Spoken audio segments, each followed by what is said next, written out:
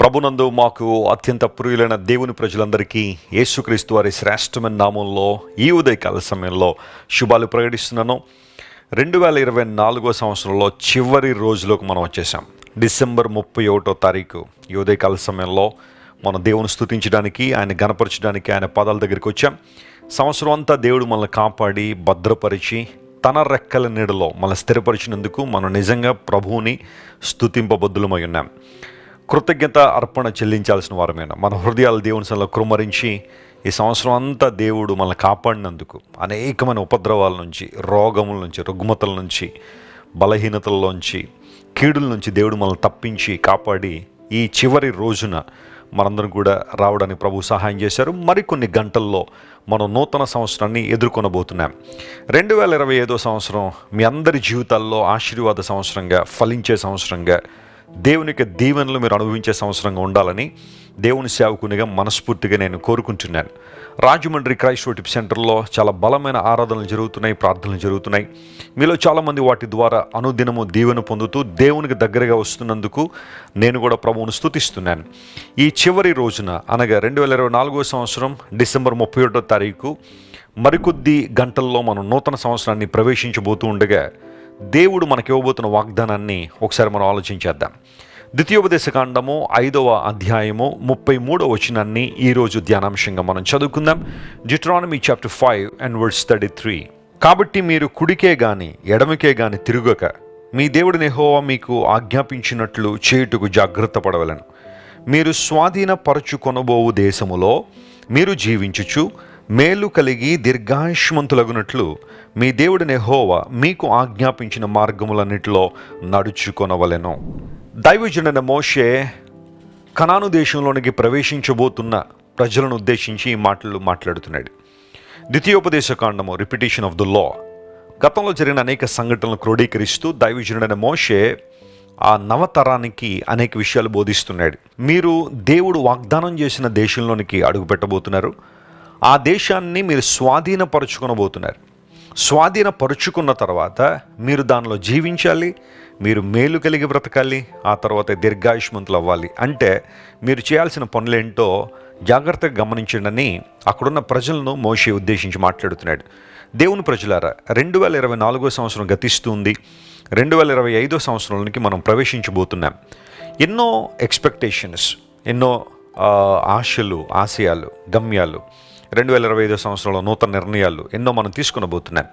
అయితే రానున్న సంవత్సరం మీ అందరి జీవితాల్లో మేలును అనుభవించే సంవత్సరంగా, అర్థవంతమైన జీవితాన్ని జీవించే సంవత్సరంగా, దీర్ఘాయువుని కలిగి బ్రతుకున్నట్లుగా ఉండాలి అంటే మనందరూ ఏం చేయాలి?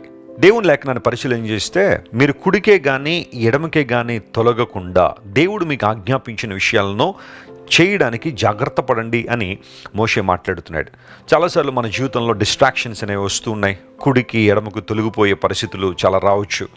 మన విశ్వాస యాత్రలో, మన యొక్క ఆత్మీయ యాత్రలో ముందుకు సాగిపోతున్నప్పుడు అపవాది ఎన్నో శోధనలు, అగ్ని బాణాలు మన మీద వేస్తూ మనలందరినీ కూడా దేవుని మార్గంలోంచి తప్పించాలని, మన గురి వైపుగా సాగిపోతున్న పయనంలోంచి తప్పించాలని అపవాది అహర్నిశలు ప్రయత్నం చేస్తూనే ఉన్నాడు.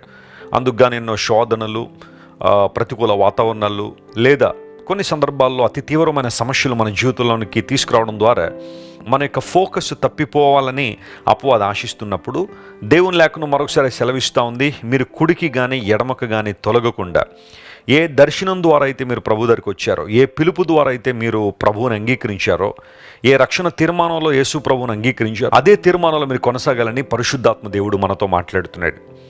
ఇలా ఎప్పుడైతే మనం దేవుని మార్గంలో నడుస్తామో, ఆయన మాటలకు లోబడుతున్నామో, అప్పుడు దేవుని దీవెనలు మనం అనుభవిస్తాం. 2025 సంవత్సరంలో బహుశా దేవుని నుండి గొప్ప కార్యాలు ఆశిస్తున్నావేమో, ఆ సంవత్సరం ఒక ఆశీర్వాద సంవత్సరంగా ఉండాలని నువ్వు ఆశపడుతున్నావేమో, దేవుని కొరకు బహుగా ఫలించాలనే ఆశ నీలో ఉంటే నువ్వు చేయాల్సిన పని ఇదే. దేవుని మార్గంలో నువ్వు నడవడానికి ఇష్టపడాలి, ఆ మార్గంలో నువ్వు ముందు కొనసాగాలి. ఎన్ని ప్రతికూల పరిస్థితులు వచ్చినా, ఎన్ని శోధనలు వచ్చినా, ఎన్ని గాలివానలు వచ్చినా, వరదలు వచ్చినా, ప్రతికూల పరిస్థితులు నిన్ను వెనక లాగాలని ప్రయత్నం చేసినా, విశ్వాసయాత్రలో క్రీస్తు ప్రభువును అనుసరిస్తూ నువ్వు ముందుకు సాగిపోవాలి. మన విశ్వాసానికి కర్త, దాన్ని కొనసాగించు యేసు వైపు చూచుచు అనే మాట పౌలు భక్తుడు హెబ్రీ సంఘానికి రాస్తూ ఆ చక్కని మాట రాశాడు. మనం ఎవరి వైపు చూడాలి?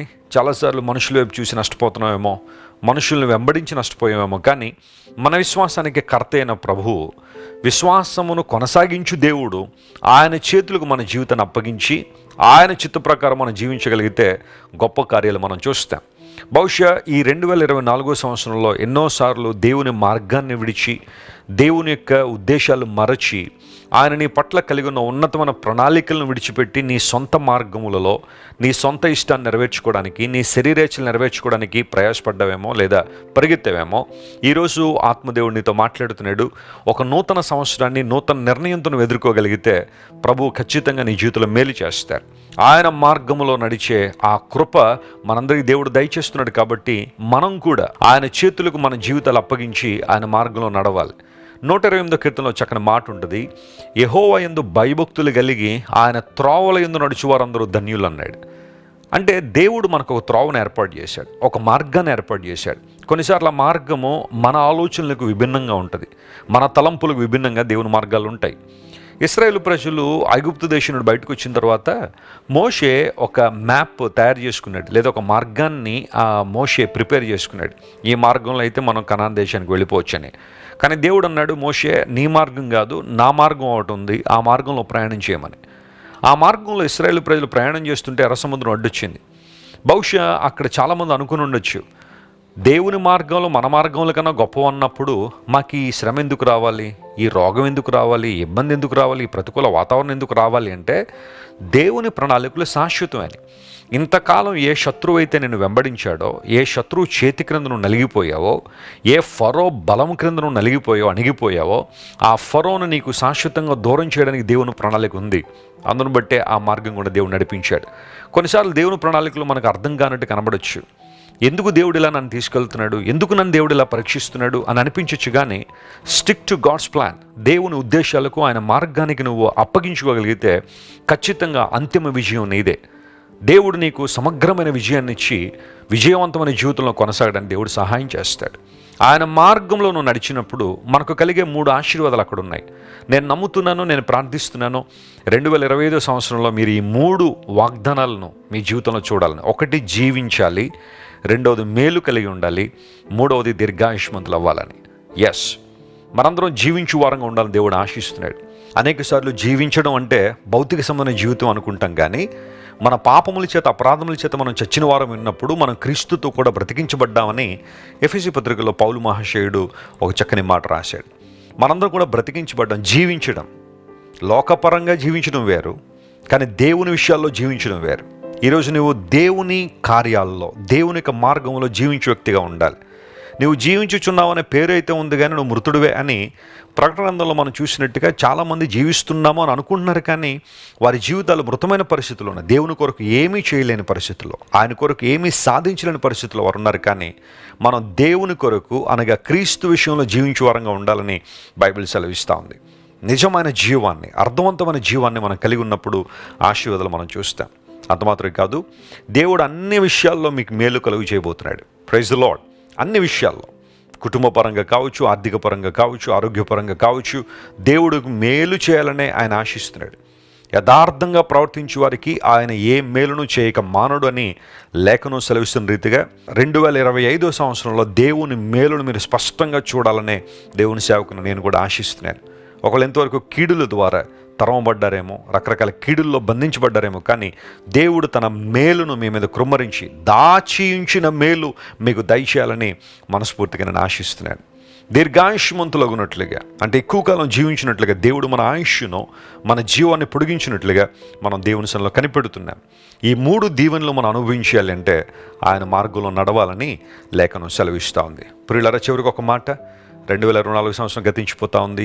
2024 సంవత్సరంలో ఎన్నో ప్రణాళికలు, ఎన్నో కోరికలు, ఎన్నో ఉద్దేశాలు కలిగి ఉండి చూడాలని ఆశించిన వారు బహుశా 2025 సంవత్సరాన్ని చూడలేకపోతున్నారేమో. కానీ దేవుడు మనకు అనుగ్రహించబోతున్న కృపను బట్టి మనం ప్రభువును స్తుతిస్తూ ఈ సంవత్సరం అంతా మనల్ని కాపాడిన విధానాన్ని బట్టి మనస్ఫూర్తిగా దేవునికి కృతజ్ఞతలు తెలియజేస్తూ మన నూతన సంవత్సరాన్ని ఎదుర్కొందాం.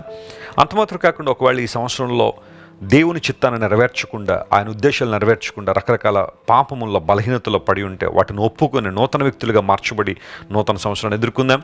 3వదిగా ఒక తీర్మానంతో రానున్న సంవత్సరంలో దేవుని కోసం వాడబడినట్లుగా ఆయన రాజ్య విస్తరణలో ఉపయోగపడినట్లుగా మనందరూ కూడా మనం సంపూర్ణంగా దేవుని సమర్పించుకుని ఆయన చిత్తానికి తలొగ్గి 2025 సంవత్సరంలో దేవుని కొరకు మరిన్ని గొప్ప కార్యాలు జరిగించే వారంగా మనం సిద్ధపరుచుకుందాం.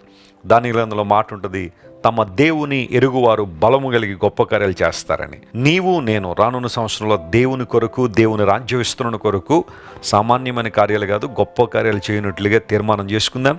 అదే తీర్మానంతో, అదే ఉత్సాహంతో, అదే కృతజ్ఞతతో నూతన సంవత్సరాన్ని ఎదుర్కొందాం.